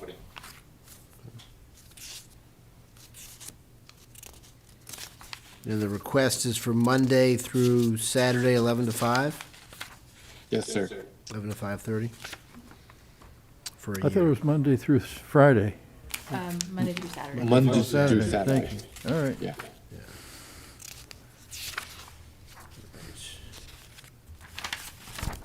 Pete, do you have questions?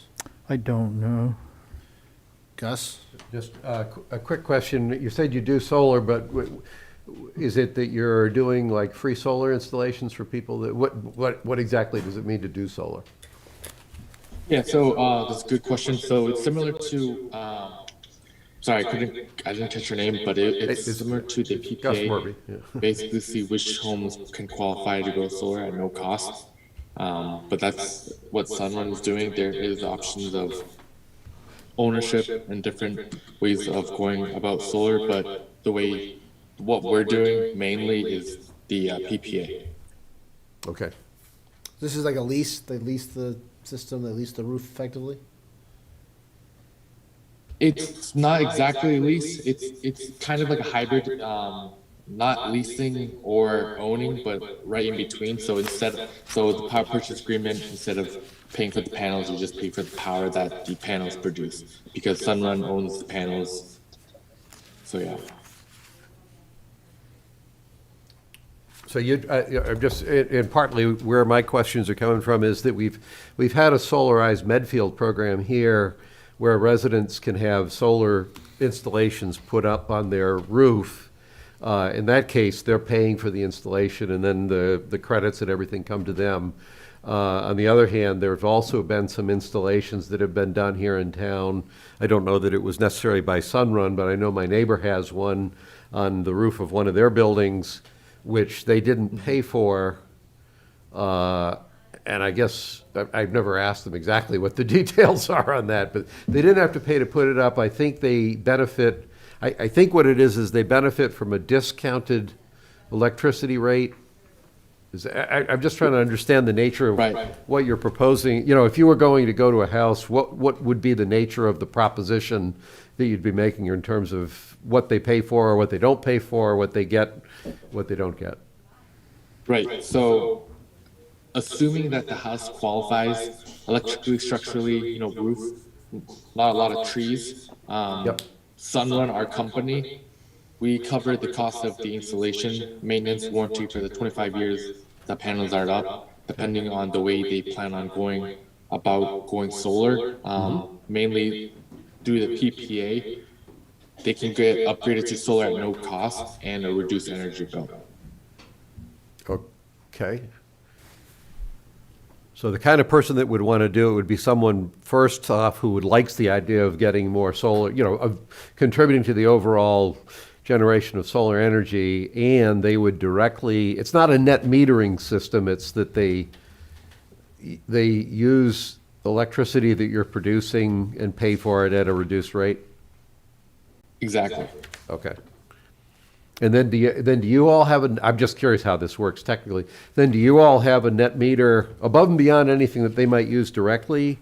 Do you then have a net meter with Eversource so that if there's excess production, it gets fed into Right. the So system? net metering, if let's say a house were to have enough sun, no problem with trees and stuff. Say they were producing a little over everything they're currently using, that excess power gets stored into the grid at no cost to the homeowners. Yep. And then when the sun goes down in the wintertime, the excess credit comes back and the homeowners are able to use that credit on their Okay. bill when the sun is not generating a lot of power. Okay, so they do get the net meter, they do get the net meter benefit. The owners do. I was Yes. thinking maybe Sunrun did, but it's the owners that get the net meter. Okay. Yeah, the homeowners do, yes, sir. The only question I had is just about the duration of it. I mean, for a year, I don't know that we've ever approved one of these licenses for a year. Usually we approve them for 3 I'm months. sorry, so yeah, I didn't know how long I would be able to solicit or how exactly that worked out. I would suggest that we do it for 3 months, which is sort of a typical period. And then if you want to Okay. ask for an extension, you can come, it's not it's renewable. We've just never done it for a year before. Yeah. And then the other thing we ask is that on the days when you intend to be out there, I assume you won't be out there every day, you'll be in other towns on different days, or will you be there every day? Probably not every day, but mainly in that general area with Eversource. So we just ask that if you could let the police department know the days you'll be there, just so they know you're out Okay. there. And so if they get calls from people in the neighborhood, they know that you're out there and you have a license. So does a 3 months sound okay to you? That's everybody? okay. Yeah, sure. All right, so why don't we have a motion to approve the request? I think the hours are fine, 11 to 5:30. Approve the request for 3 months, starting today through whatever 3 months from today is. And if you're doing well and you want to keep going, you can come back. Okay, sounds good. We have a motion, Gus? Okay, yeah, I move that we approve the solicitor license application for Sunrun by Mr. John Yee for a 3-month period in accordance with the times and details provided in the application. Second? All in favor? Aye. Any opposed? All right. Thank you very much. Good luck. Thank you so much. Thank All you. right, next we have Jeffrey Petter from Zealous Beer Company requesting a 1-day beer license to serve and sell beer at CrossFit Medfield on March 11th from 4 to 9 p.m. Welcome. I thought I said, there he is. He's Yep, there. He's here. He's just not coming over. There we go.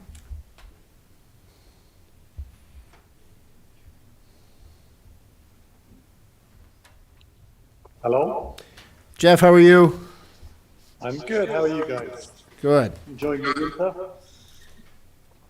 So is there something unusual at this request, or is that it's in a live and in-person appearance as opposed to a consent agenda item? Is there?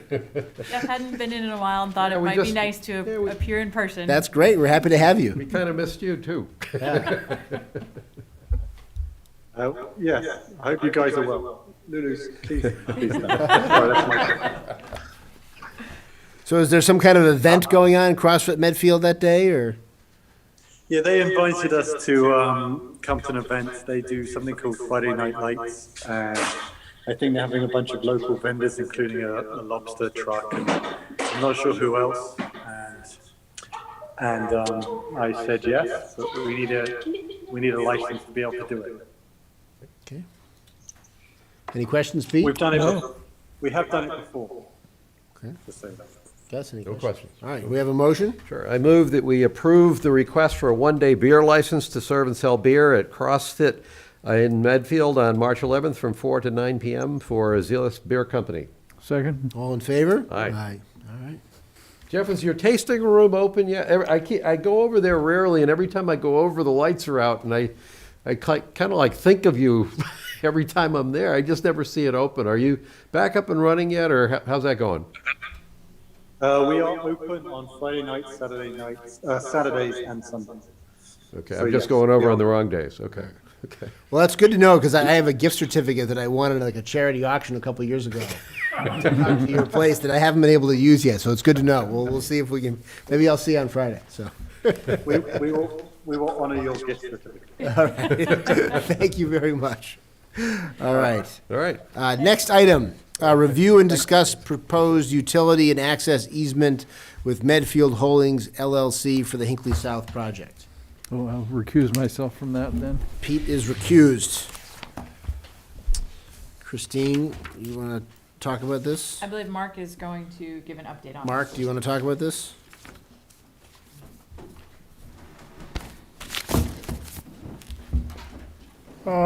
So this has to do with the specifics of the easements that are needed to get across the town parcel to the main property.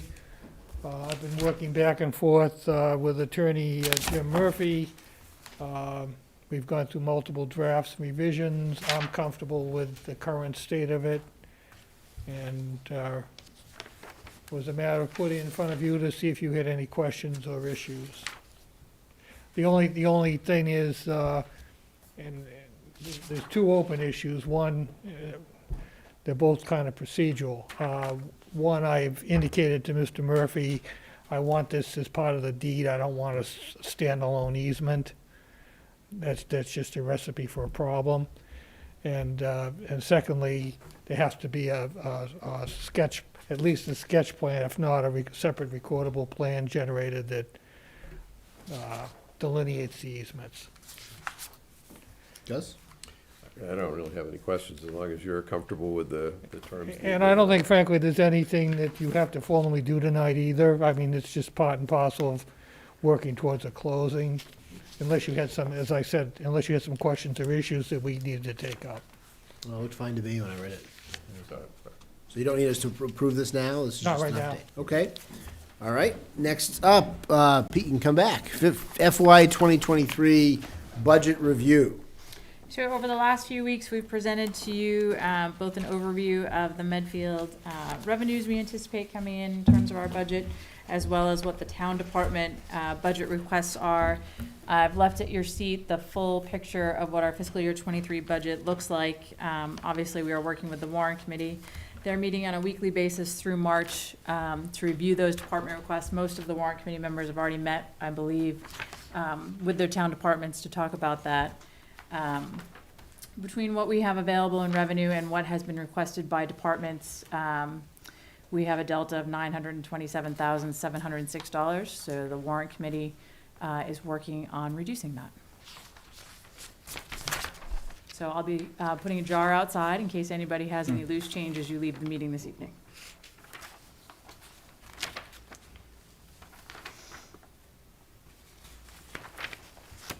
Any questions, Pete? No. Gus?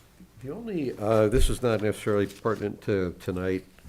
The one thing that crossed my mind over the last week or two is when we're looking at this year's budget across the board, all, schools and town, will we have a clear view of how the relief funds are supplementing the budgets? What I'm getting at is I'm thinking about, I'm looking at the spreadsheet on how much budgets are increasing.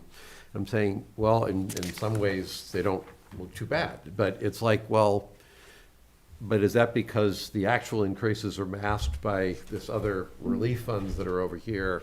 So even though these increases don't look bad in a normal year, it may be that the budgets are increasing quite a bit because there's this other piece. Is there a way that we can? So I think if you review the school committee presentation, Dr. Marsden presented, they have, I believe it's called the Sr3 Grant, which is about $374,000, which they are using to supplement their operating budget. Okay. We don't have any of the ARPA money currently supplementing this budget. So this is a straight up, this, on the town side at least, On the this is town a side. true picture of budget, how the budget's Yes. changing. And not that anybody wants to hear my ARPA soapbox statement again. But if we are able to settle our issue with Norfolk County, then we are anticipating a lot of that to offset our capital budget requests over the next several years. Okay. Does that mean that any of that will help that 977,000 number, or? No. Okay. And then, and what I think I hear you saying is on the school side, that delta is a 300-some thousand.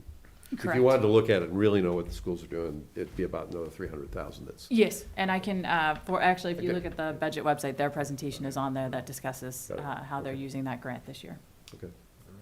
Does that also qualify as the update from the town administrator on American Rescue Plan Act federal funds? Yes, I will save you from my, you can just watch the warrant committee from last week. But Senator Markey's office reached out to several of the Norfolk County towns last week to ask for an update and some more information that they were going to bring and talk with Treasury. So hopefully we'll have an update within the next week or so. Great. All right, next action item, vote to accept and sign the agreement to grant terms and conditions for the Metro West Health Foundation grant to the Medfield Health Department for the Municipal Public Health COVID-19 Response Project. Any questions, Pete? Nope. Gus? Nope. Motion? I move that we accept and sign the agreement to grant terms and conditions for the Metro West Health Foundation grant to the Medfield Health Department for the Municipal Public Health COVID-19 Response Project. Second? All in favor? Yes. Aye. Any opposed? All right. Next, vote to accept a grant from the Commonwealth of Massachusetts Department of Energy Resources Green Communities Program in the amount of $179,884 and authorize the chair and the town administrator to sign the standard state grant contract documents. Thank you very much to the Energy Committee and to Amy. I think Amy worked. Did Amy work on this grant I think Amy, application? Nick. Nick and Susan? Susan. Yeah, so thank you to Amy, Nick, Susan, and the Medfield Energy Committee for putting together this application, which is also supplementary to our capital and municipal building stabilization budgets. Questions, comments, Pete? No, I think it's great that the town's A minor benefiting. one is in the back of my head, it seems to me that these grants are, like, the limit on what you could ask for a grant is like 200,000. So if you're asking for 179,000, and we got it, that's pretty close to, we're using the Yeah, envelope I'd say pretty we're- effectively. We're maximizing it, and Susan and Amy are working on a plan to have all these projects complete and reported in time so that we'd be available to apply again right away in September. So Okay. to double Great. dip. Great. Great. Motion? Yep, I move that we accept a grant from the Commonwealth of Massachusetts Department of Energy Resources Green Communities Program in the amount of $179,884 and authorize the chair and town administrator to sign the standard state grant contract documents. I will second that. All in favor? Yep. Aye. Any opposed? All right. Next, vote to appoint record access officers and update the public records policy. Pete? So, Oh, sorry. no, go ahead, Christie. I was just gonna give you a brief update. So I have had on my list that we needed to update the policy now that Marion Benaldi was named or elected town clerk. When I pulled out the policy to do that and read through our public records policy, it was woefully inadequate and did not track what the law was. So we had Brittany update it, and I believe she works with Mark, who has edited it as well. So this will bring us up to compliance. Pete, questions, comments? Nope. Gus? Nope. I thought it was good when I read it. We have a motion. I move that we appoint the record access officers and update the public records policy to, actually, hit me with the names here, so it's going to be to reflect Marion Rinaldi And and myself. Christine Trierweiler, And for the schools, it'll be Dr. Marsden and Michael LaFrancesca. and Dr. Marsden and Michael LaFrancesca as the record access officers. Second. All in favor? Yep. Any opposed? All right. Next, vote to sign Eagle Scout certificates recognizing Colby Matthew Hatch, Brady Robert Gibson, and Kenneth Robitaille Manning of Boy Scout Troop 89. Gus? Ready? I move that we sign the Eagle Scout certificates recognizing Colby Matthew Hatch, Brady Robert Gibson, and Kenneth Robitaille Manning of Boy Scout Troop 89. Second. All in favor? Yep. Aye. Any opposed? All right. Next, vote to appoint Robert Tandler to the Cemetery Commission. Taylor? Tandler, isn't it? Taylor. I thought you said Taylor, sorry. Oh, Robert Tandler to the Cemetery Commission for a term to expire on June 30th, 2023. Any questions, comments, discussion, concerns? Nope. It was recommended by the Legion, I believe. Yes, through Frank Eiffel. All right. Motion. I move that we appoint Robert Tandler to the Cemetery Commission for a term to expire on June 30th, 2023. Second. All in favor? Yep. Any opposed? All right. Next, vote to approve and sign a grant agreement with Norfolk County for American Rescue Plan Act grant funds and authorize Town Administrator Christine Trierweiler to submit applications to Norfolk County for ARPA funding distribution to Medfield. So this is not that I'm agreeing to their ridiculous formula that they came up with. I am agreeing to be a subrecipient and eventually take all of my money. Great. We have a motion? I move that we approve and sign the grant agreement with Norfolk County for American Rescue Plan Act grant funds and authorize Town Administrator Christine Trierweiler to submit applications to Norfolk County for ARPA funding distribution to Medfield. Second. All in favor? Yes. Any opposed? All right. No citizen comment. We've got consent agenda. Kathy Schickel requests approval for the 6th annual Run Like a Maverick 5K to be held on May 8th, 2022. You have a motion? I move that we approve the request for the 6th annual Run Like a Maverick 5K to be held on May 8th, 2022. Second. All in favor? Yep. Aye. Any opposed? Great. All right, we have meeting minutes for October 5th, 2021, January 18th, 2022. I had put some minor comments directly into the Google Doc. Thank you to Brittany for that method. It's great.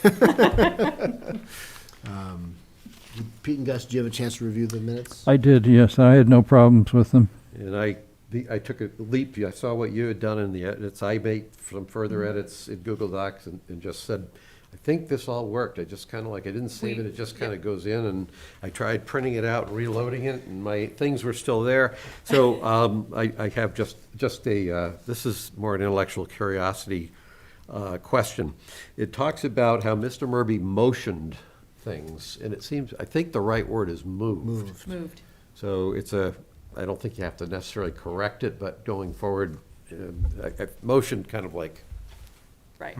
that's motioning. Motion. Moving is making a Lieu of motion. commenting, Mr. Yeah, Murray moving motioned in the So, general yes. direction. And then, so I made the editorial changes. The only, so I did kind of what you did. There's some edits, but they're wordsmithing. The only thing that I added on I believe it was the January 18th, it was the discussion of the Aura project. I had asked specifically about whether or not there were veterans' preferences, and just for records purposes, I wanted to get that in there, so I appended that to your not to change anything. We approved it the way it was, but I just wanted to put that into the record. Yep, and actually Brittany asked me about that today, and she was gonna go back and rewatch it, but I did confirm that you did ask that. Yeah. And then I did talk with Sarah to answer your question, and when the Legion was first proposing that development, they were talking about having just veterans housing, but then in the end, this was the plan they came up with once Aura got involved. Okay, and the thing that I have not done was to actually call the veterans to, or VFW to, so they know that this change was made. None of this is a surprise to them. No, not at all. They originally had been discussing a proposal like this, and then when they were approached by these developers, they went with this plan instead. Okay, Yep. so they knew what they were getting into. But they didn't Absolutely, actually- Okay. yep. That's all I cared about, okay. Motion to approve the minutes? I move that we approve the minutes for October 5th, 2021 and January 18th, 2022. Second? All in favor? Yep. Aye. Any opposed? All right, town administrator updates? I have nothing this evening. All right, next meeting date is March 1st, 2022, March 15th, March 22nd. Selectmen reports. Pete? Can I, on the meeting, I wanted to bring one thing up on this. I've been pushing for a public hearing, and we've been pushing it out month by month. And I think that March would be, I would kind of like us to kind of commit to something, but could we target either the 15th or the 22nd? I don't think it's the first, obviously, but could we target the 15th or the 22nd as the date that we're planning to have that public hearing? I'm thinking it would be a hybrid, because there may be some people that would like to call in, and I'm thinking it might be at the Public Safety Building would be the place to do it. Is that reasonable to you guys? Well, I thought the next step, weren't we going to schedule a workshop with the school committee of some kind? Correct, Isn't so that- I did reach out to the chair, Jess Riley, and I believe she was polling her school committee members to come up with some dates. I told her we'd be available that first week of March, other than that Tuesday, and I They will picked either follow. the second, they were gonna come back on with the second and third, at least based on their discussion. Here's my issue. I've been pushing for this since December, and we're doing a slow walk to not do it. I've talked to two school committee members early, or in the past. Neither one thought it was a great idea. They may choose to do it, and that's fine, but I don't really like the idea that we're gonna wait yet another month to see if they've changed their mind, and if they say they don't want to do it, when are we going to do it? I'm saying pick a date, and then if they want to join us, that's great. We should, I'm anticipating we're going to have that workshop on, I think they said the 2nd or 3rd of March were the dates that they said in their meeting Oh, okay. that I listened to. Those are the two dates, and either date works for me. So I'm not doing this because I don't want them to be here, but it's like we're now 3 months out from when I first floated this, and now we're saying, well, maybe we don't do it, or we don't figure out whether we're going to do it until sometime in March. So that's going to be in April, and then we'll have school vacation week, and then, we have a town meeting. So if we don't kind of pick a date, that we could always, I suppose, change it if for some reason they said, the 15th, 22nd don't work, but the 29th would. That's okay. I'm just saying we're not making a decision here, and the early indications I've gotten is that they're not interested in doing it. So, or at least at the early stages of the thought process, they weren't. Well, I think it would be useful to talk directly to them about it. But I'd like to pick a date. It's like, when are we going to talk to them? Well, if we're gonna have a workshop on the 2nd or 3rd, we can talk to him as part of that. That Can I get a commitment that we're going to pick a date in March that we're going to run this thing? No, not for me. I mean, I want to hear their view on it. I haven't had any discussions with them about it. If you say you've talked to two of them, they don't think it's a good idea. They've said that they don't want to be, they weren't sure that they wanted to be part of it. That's Right. correct. And I'm so- saying the selectmen should have this public meeting regardless. And that may be the case, but I would like to hear it out and maybe persuade them that they should want to be a part of it. Because I think it would be better if it was all together. I would agree with you. It would be better if we're all together. Right, and so I think the way to get to that end game would be to actually talk to them about it. So we're gonna wait 2 more weeks and plus, and then maybe they'll want to, and maybe they won't. And then what will we do? Wait until the 15th of March, which is our next meeting, to decide whether we're gonna pick a date for the public hearing. No, or I not. think if we have the discussion at the workshop, and either they want to do it or they don't want to do it, or we want to do it, we could then pick a date then and say, this is where we're going to have a public hearing, this is what the agenda is going to be. I mean, look, I've said that I think that the public hearing would be more productive with the newly elected boards and committees, rather than the lame duck boards and committees, just in terms of a hearing that's going to go to the people who are actually going to have to carry it forward. So you would prefer to have a hearing after the election? Yeah, I mean, I just think to me, where you're gonna have one new selectman, you're gonna have 1 to 2 new school committee members, that if the idea is this is focused on moving this forward, those are the people who are gonna have to move it forward. Because it doesn't matter what I think, it doesn't matter what the departing school committee members think. I'm happy to have one. I mean, out of deference to you and your desire to have one and my respect for you, I would have one before then. I would say for me, it's gonna be more productive if you're gonna have it as, here's the school committee and here's the select board that's gonna have to actually do this project and actually have to push it forward. If those are the people hearing the hearing, or at the hearing, or the listeners of the hearing. But I also want to hear from the school committee, because we may have in that workshop discussion a reason to do it on the schedule you want to do it on. I mean, I'm not averse to doing it one way or the other. I'm just thinking in terms of the overall productivity of the exercise, it does seem to me that having the people who are actually going to be responsible for pushing it ahead are the ones who should be the. First off, the way I'm looking at this public hearing, it's actually a process of trying to pull the town back together. It's not what's our project gonna be, it's a matter of taking inputs from the public about what we need to keep in mind as we move forward. So it's a softer purpose, and I'm painfully aware that these votes were taken in November, and now we are 2 months, 2.5 months, 3 months out, and haven't had a public conversation. And that's not a good way to do it. I don't think you want to have that conversation right in front of the town meeting. So it's just, I am frustrated because there's been silence for 3 months, and it's just not how I think this should have gone. I think there should have been a conversation with the public about, it's going to be a forward-looking conversation. It's not a question of what did we do wrong. That's not the question. It's like, what are the things you want the town to keep in mind as it moves forward with reconceiving a new project? What key things do you believe we should be keeping in mind? And Yeah, that's- again, I have that's no an open aversion. conversation. It's just we've been pushing it off and pushing it off. No aversion to that Okay. discussion. So let's talk to the school committee. on I'm the second or third. comfortable that we are Yeah. expecting that we will set a date for this during that workshop, with or without. With or without them. I'll tell you guys, if you want to do Okay. this, with or without them, I will set a date and we can have the Fair hearing. enough. And, Okay.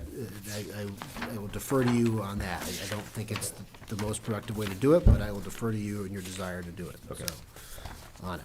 Chris, when you talk to them about the workshop, I'm scheduled already on March 2nd, so I can't do March 2nd.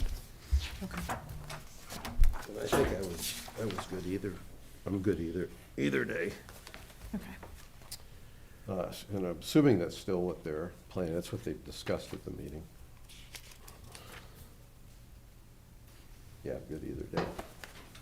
All right, so now, I am declaring that we need to go into executive session for the purposes of discussing the purchase, exchange, lease, or value of real property, and to conduct contract negotiations with non-union personnel, to wit, the fire chief.